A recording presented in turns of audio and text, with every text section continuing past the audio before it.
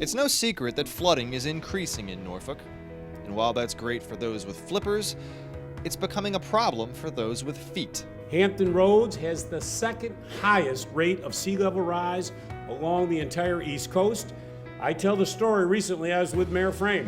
We were over at Nauticus and we had an event, and it rained for about an hour when we were inside our event. We then went over to Dumars to deliver a proclamation. Half the roads we went on were closed because of rain. You get it here in Norfolk. But Norfolk is constantly showing its resilience in attacking the problem of rising water. Recently, Norfolk and Virginia got some help from the Rockefeller Foundation and the U.S. Department of Housing and Urban Development. I'm proud to join our partners here today in announcing that the Commonwealth of Virginia will receive $120 million as a winner of HUD's National Disaster Resilience Competition. They had $1 billion from disaster recovery funds that they wanted to do something innovative with.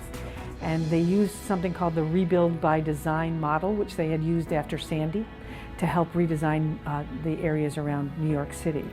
And so 67 of areas across the country were eligible to apply based on the fact that they had a presidentially declared disaster in a given time period, and the state of Virginia was one of them. And so they determined to what area of the Commonwealth that they would want to use this opportunity for. In October 2014, the city began working with the state and Old Dominion University to put together a proposal in 2 phases. The first was to describe the overall theme of how to approach the problem. The second was actual projects the city and state would spend money on. What HUD was able to do was choose the projects across all of the applicants that they thought had the most potential to fulfill the mission of the NDRC. And they chose 2 projects that are here in Norfolk. One is the Ohio Creek Watershed Project, and one is the Coastal Resilience Accelerator Project. The Ohio Creek Watershed is nuzzled snugly between Norfolk State University, the Elizabeth River, and Harbor Park. And it includes parcel level water management, so we hold the water where it falls in a rain event.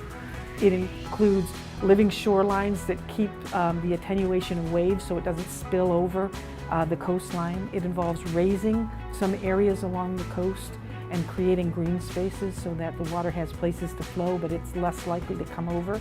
And it involves street level management, so cisterns and wadis, as they call, to hold water where we need to.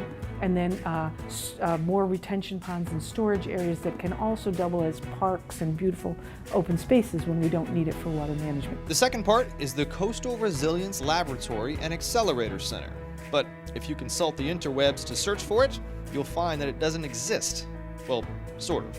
You see, it's not a physical place in Norfolk or anywhere in Hampton Roads, but it is in fact a product, an idea. Back in October, as you'll remember, the City of Norfolk launched its resilience strategy, and we said we want to design the coastal community of the future.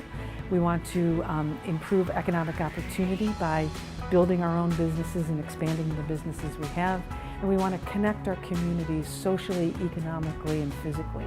And so the Resilience Accelerator for us will be about doing those things. It's going to be about figuring out what does a new community that has to be on the coast look like, and how do you go from where we are to that next place. These changes will not only help the Ohio Creek watershed, but the entire city of Norfolk. We believe that by making the water a focal point of our physical environment, we can create an even more vibrant economy while creating strong, connected, and beautiful places where our residents can safely live, work, and play.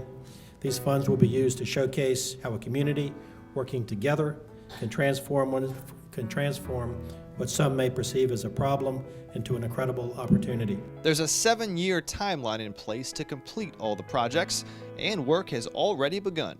To learn more about the project, just go to norfolk.gov.